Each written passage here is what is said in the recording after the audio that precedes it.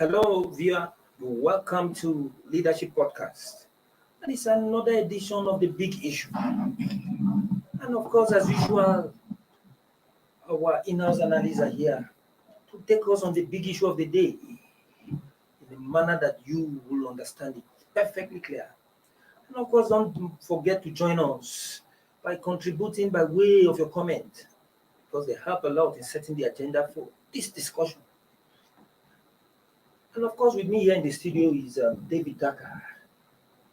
Thank you. And of course, Paul Abu, our regular analysis here. Always a pleasure to be here. Sorry for the slight delay. My name is George Agba, and of course, it was due to some unforeseen circumstances beyond our control. Let's quickly go into the big issue of the day, which has to do with bandits becoming more daring to the extent of attacking a military facility like the Nigerian Defense Academy. 2 officers were killed and 1 abducted on Tuesday when bandits struck in the Nigerian Defense Academy and attacked the facility while it was safe. That the guards that were meant to be monitoring the CCTV camera were asleep.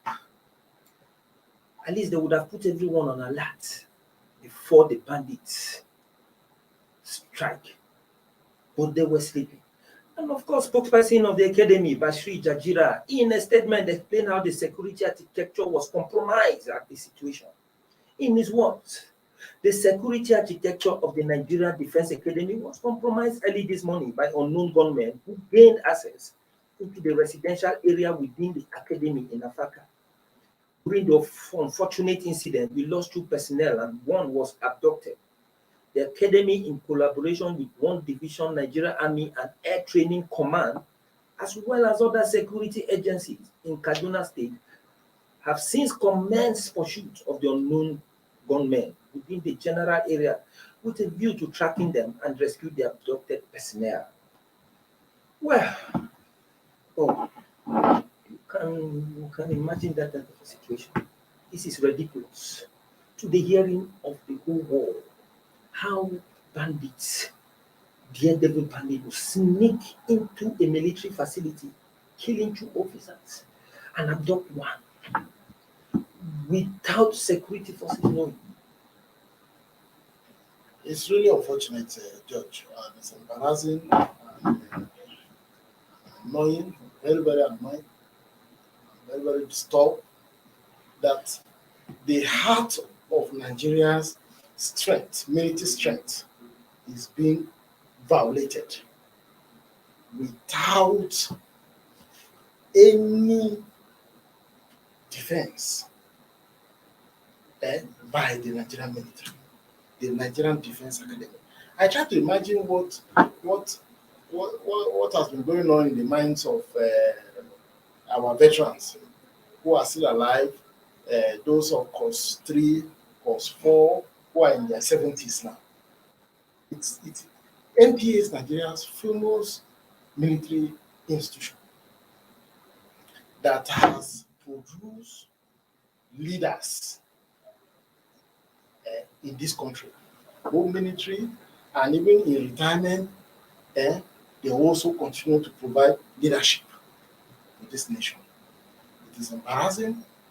It is disgusting that the bandits are so emboldened to the level that I think they just came to make a statement that look, because they boasted before that even the strength of the Nigerian military cannot stop them from carrying out their heinous activity.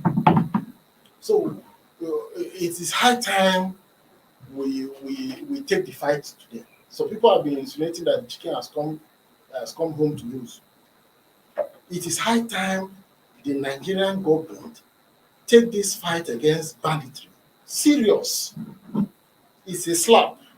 Yes, you spoke about our veterans, but of course we got reaction from some of them, like the former military head of state, Abdul Abubakar, expressed dismay.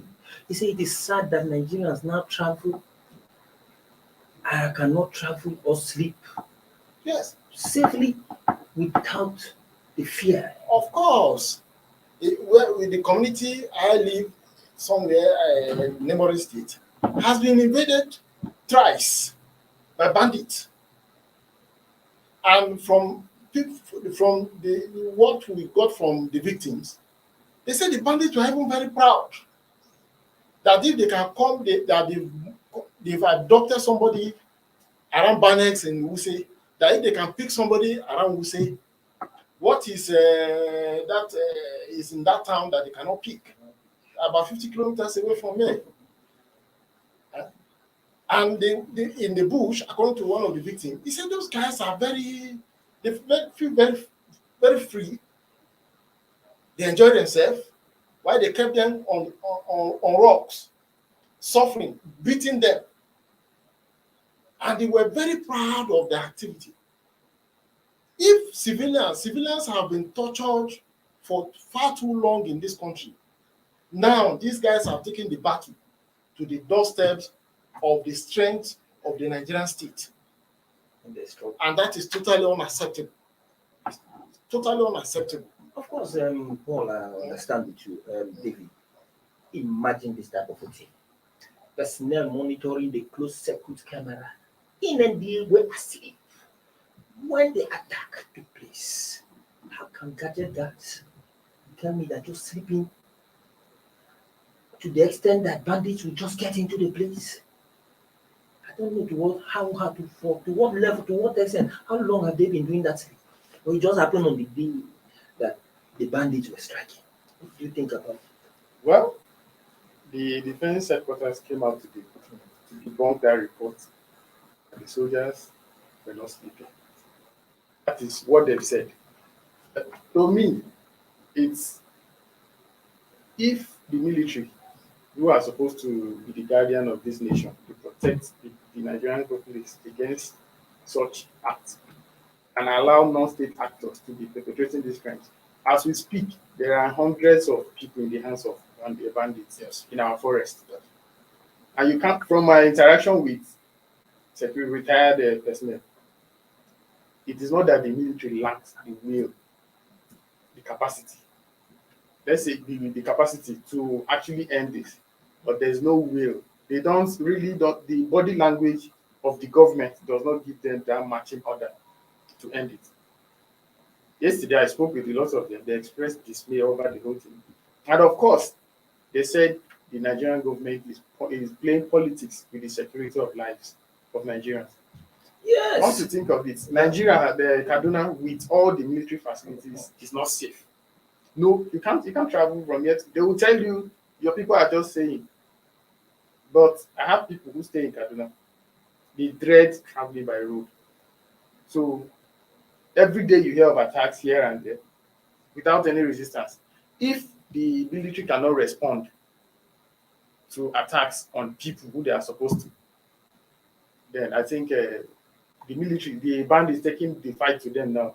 It's a wake-up call, letting them know that something is going on and you're failing on your responsibility. Yeah, thank you very much, David.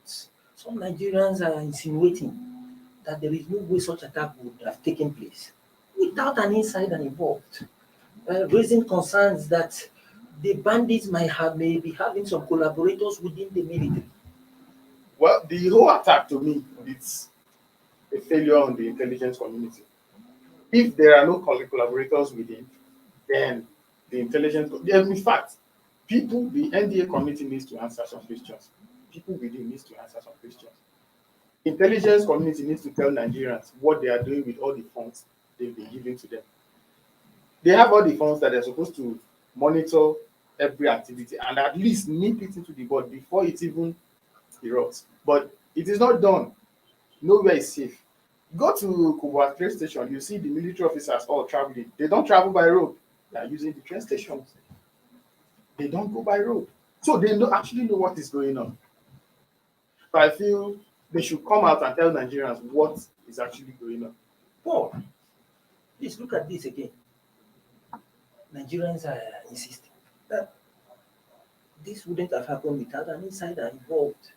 There are some collaborators within the military who work to abet and aid these bandits. And then look at it within the context of the fact that with the kind of intelligence we're supposed to have, just like David said, the money they pump into intelligence gathering, such operations would happen without the intelligence community getting wind of it. What do you think? We're just making mockery of the entire system in Nigeria whenever we talk about intelligence. What was even the immediate reaction of the military after the attack at about 1:32 a.m.? This is over 24 hours. Yes. The guy is still in captivity, and it's a serving military personnel Yes. and an officer. Imagine a common man. No wonder we have what happens to our reconnaissance mission put up being manned by our military. Immediately the attack happened, yes, there was an ambush.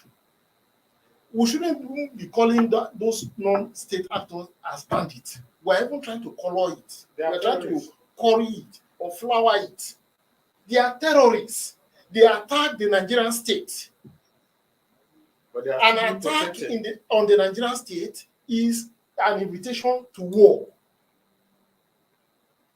I expect that the military, from that 1:32 a.m., should have declared war on bandits and go after them using every arsenal that they have. In their possession. Yes, in their possession. And that is why I'm one of those who support the position of Governor El-Rufai. He posited that the Nigerian state should go into the forest and eliminate them once and for all, and that will send a strong message to whoever or group of person that is nursing such kind of attack on the Nigerian state. Nigerians have paid too high a price. Banditry, kidnapping. We're here sometimes about 10 years ago. We couldn't sleep in Abuja. You cannot pass by a rickety vehicle because you are afraid of bomb blast. How long will the Nigerian state will continue in this state? The government has to take this fight to them, devoid of any sentiment. It is an attack on the Nigerian state, and the Nigerian state must declare war on terrorists. Don't call them bandits, they are terrorists. They came to send a strong message to the Nigerian state that you can do your worst, we are still better than you. Well, Paul, I understand. You see, the most worrisome situation, according to most Nigerians, is that while this has taken place somewhere in the northeast, Borno State, the military are receiving who they are describing as repentant terrorists. At the end of the day, the daredevil terrorists will be there attacking your military facility, going with your personnel, killing you, and then you see, accept some of them and then pamper them and say, yeah, they are repentant terrorists. This is very, very absurd. David, what do you think about this kind of a situation? Well, they've come out severally to claim they don't have the power to either prosecute or set free repentant terrorists. That all they need to do is to profile them, process them, run background check, and then hand them over to appropriate authority.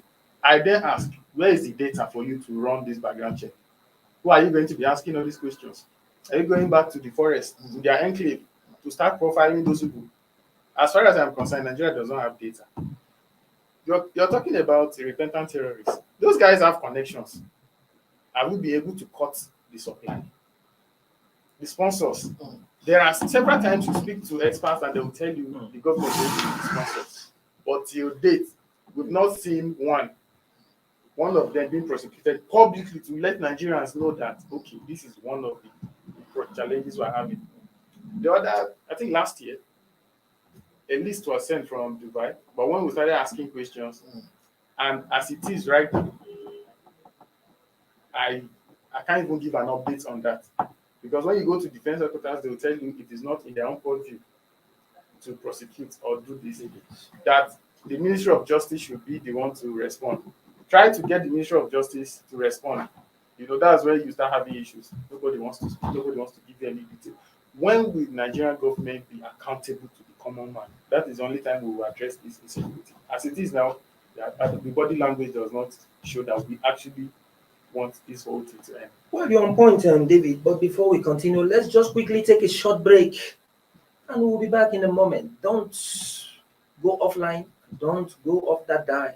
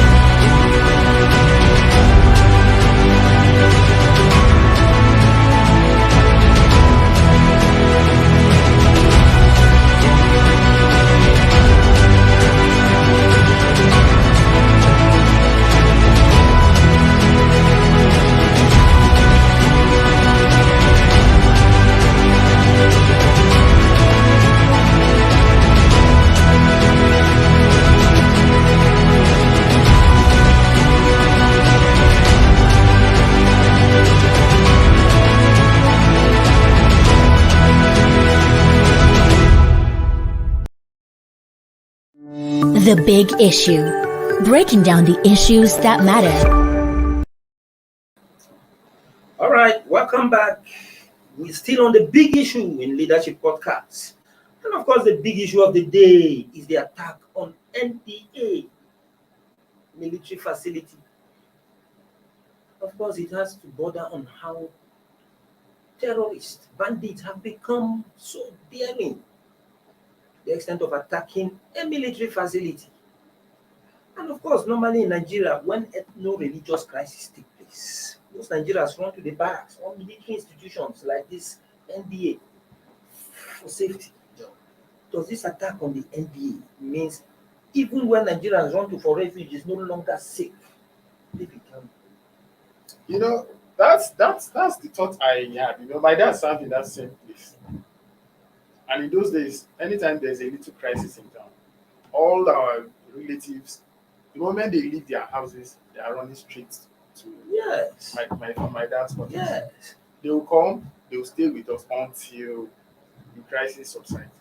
So now, if even the barracks are not safe, where will anybody run to? Knowing fully well, Nigeria is quite volatile.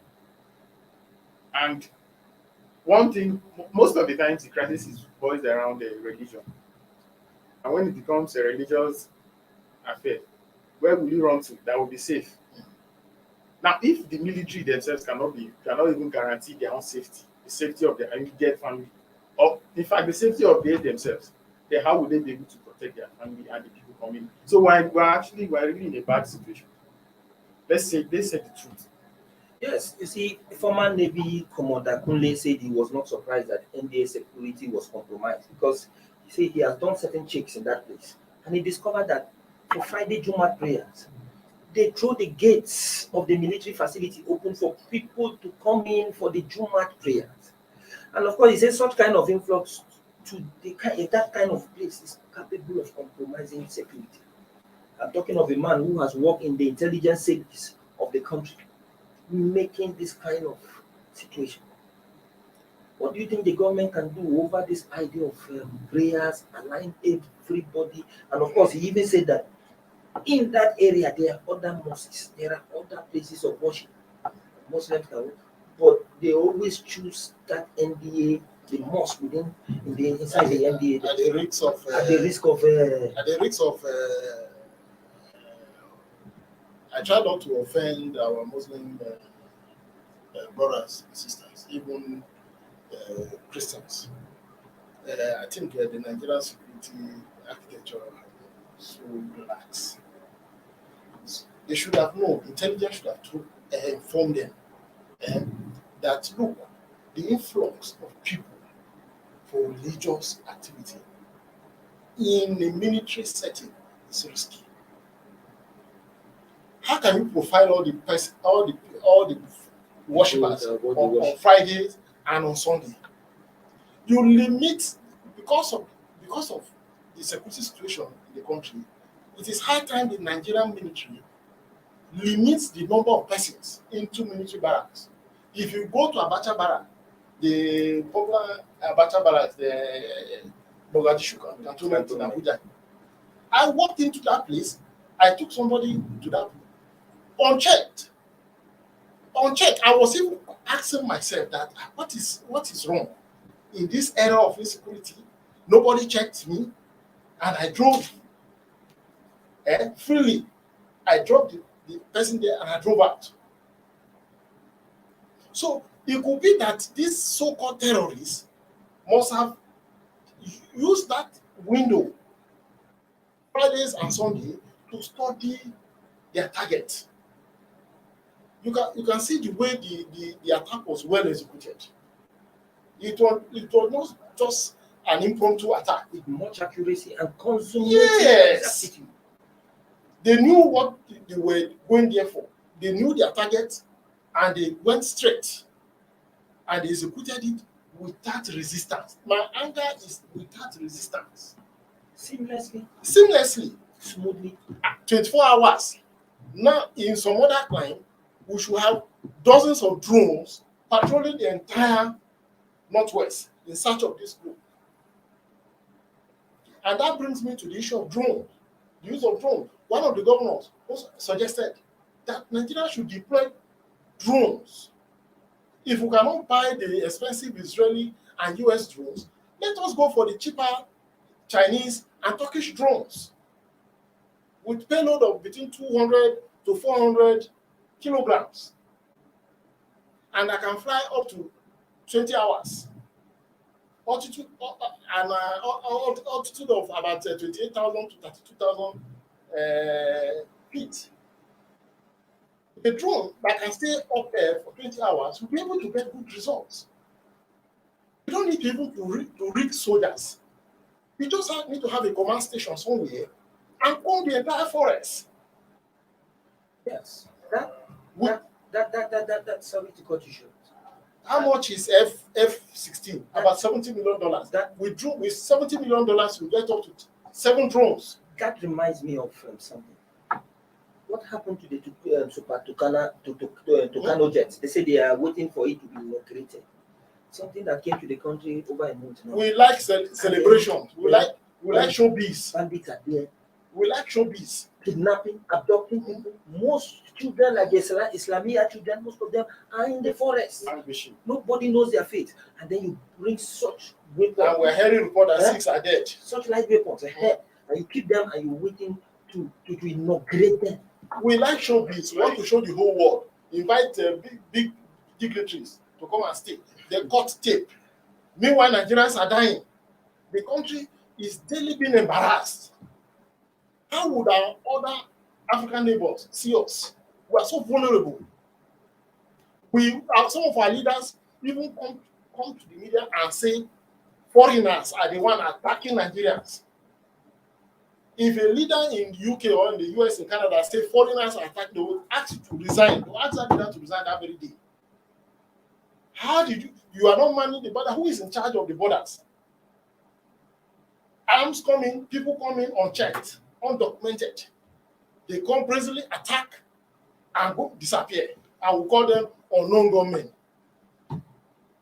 George, And we say unknown gunmen, and at the end of the day, the issue of worshipping, making the places vulnerable. I don't think worshipping in those places or making those opening up the places for other people to worship. I'm only suggesting that you should profile people who are coming. I have a serious problem with physical security. The physical present security that when you are approaching any military facility, they feel it is when they see them with their chest and with their camel that they are going to secure the place. No, it shouldn't be. I'm against that. They can use technology. The world has advanced. This is supposed to be a public place, but you've now tried to restrict it because of the sensitivity of the place. Now, even if you allow people into your facility, I visit military facilities, but it's not everywhere. Sorry to cut you short. David, I think it's still on this issue. Yes. But let's just hear a comment. One of our viewers has just commented, and of course, I think it's still on this idea of the worshippers he's talking about. And now we have Sunday Suwa there. And what Sunday Suwa is saying is that opening the gates of the NDA for people to pray is not the issue. Okay. The people that attacked the facility did not invade the military formation during praying time. Our intelligence gathering needs to be improved. The military should know that this is a war and not mere bandits attack. The attackers are terrorists, and the Nigerian military must show its strength now. Okay, look at. See what I said, exactly what I said. It is not opening up the place, but our intelligence. How do we gather it? How do we process? How do we use it? These are questions we need to. In fact, like what one of the experts I spoke with yesterday told me. He said the president needs to call, if there's no iota of politics being played with the lives of Nigerians, the president needs to call service chiefs and the GOCs and all the other, everybody manning any security formation, and ask them questions. And if they cannot, they should be relieved, because it's becoming so embarrassing. The buck stops in the presidency. Yes, the president. I don't think the president will stop the military from ensuring the safety of Nigeria. But Paul, don't forget that in the last security meeting, when the NSA came out to brief the press on what happened in the meeting, from what he said, the president said, it looked like a very serious warning. He said, look, he cannot afford to fail. And of course, from what we hear, I think there were some reports that the president gave the service chief a warning. It's high time the president also look at the NSA. It's high time he looks at his NSA. Sorry, there's another comment here. This time around, we have it from Bruno Zing. That name is. And of course, he is saying, so the military couldn't pursue them immediately. They left through the gate of fence. He's asking. He said it's set up. They say that is a setup. That's what he said. That is what he's saying there. What? You know? That is what I told you, that it has something to do. If you remember what I said earlier, that there's no way such attack. But this whole thing should go beyond just military might. The military were part and parcel of this society. Every time there's an attack, the locals will tell the military, this is the person that attacked us. Yeah. What are you doing with the information they are giving? As part of the intelligence gathering, they'll tell you this people are so please. That is what You know where these guys intelligence are. failure. that is are what you we doing? call local intelligence gathering. How much of processing are this information? How much of processing being done by the intelligence unit? So it's a whole. The whole team keep on embarrassing the Nigerian state. Life has no meaning. Life has no meaning. And lost value. And if the military is attacked, that means we are defenseless. Of course. We are defenseless. That's the last bastion of the Nigerian state. The military portrays Nigerian sovereignty, Nigeria's independence. If the military is constantly, we are not talking about the pocket of attacks On military formation. on military formation and personnel, Yeah. 2, 3 killed. What is that? So we can't continue this way. Something drastic has to be done, and it must come from the desk of the president. The president needs to come out and make strong statements and give marching on people that he needs to fire. Let him fire, so that If somebody is sabotaging from Yes. within, sack the person. then the intelligent And then prosecute. community need to be both. We need to bolster our intelligent gathering and processing. Well, of course, just like you rightly said, something has to be done. But yesterday, when this attack took place, the chief of defense staff came out and was lamenting. And we heard him saying, "This is enough. This must stop. This mess must stop." He's lamenting. Who was he actually talking He's to? lamenting like just I'm not like expecting you and I. if a general is I lamenting, expected that a general should not come out and say that.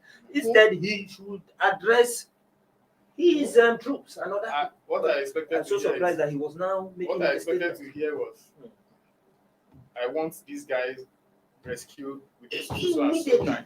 with immediate dispatch. And if you can't do this, Yes. we are moving into the bush. Anything we see will level it. I expected him to make that kind of. Yeah, because most But we didn't get that. Nigerians We are didn't get very that. shocked that something will happen involving a soldier, a military personnel kidnapped, taken away after 2 had been killed, and then up till now the military cannot trace and rescue It shows their that we people. don't have Then that total means- coverage that means of our territory. if it has to do with an ordinary Nigerian, then it's fake, just like all these abducted. That's those why. that That's why abducted when an everything. ordinary Nigerian is kidnapped, you just know that, man, your fate lies in your hands. If you can negotiate with them, fine. If you cannot, just Like know that you're going. just like this parent of Islamia, they have For how long? they have I don't contributed know money. if people in contributed- authority actually sit down and ask You themselves, imagine if what if two this numbers was my Nigerians. child? in bandits then. Yes. These parents Reported and contribute- unreported. these parents It's contributed high time money. the federal government takes This- drastic action. These parents contributed money, gave to bandits. Can't keep on pampering this set of non-state I actors. tell you. Well, of course, that is the much we can take for today's big issue. And of course, I hope you had a very wonderful time listening to us there. And of course, I know you must have swallowed hook, line, and sinker whatever has been saying there. And of course, it's left for you to analyze, scrutinize it, and then use your tongue to count your teeth. And of course, before we go, I would like to say a very big thank you to our in-house analyst who have actually done a wonderful job by presenting the issue analytically the way it is before you. And of course, David, I'll say it has been a wonderful time here. Thank you. And for having me. And of course, my name is George Agba, your regular host. And of course, join us same time tomorrow for another edition of The Big Issue. And now, I say have a very wonderful and blissful day.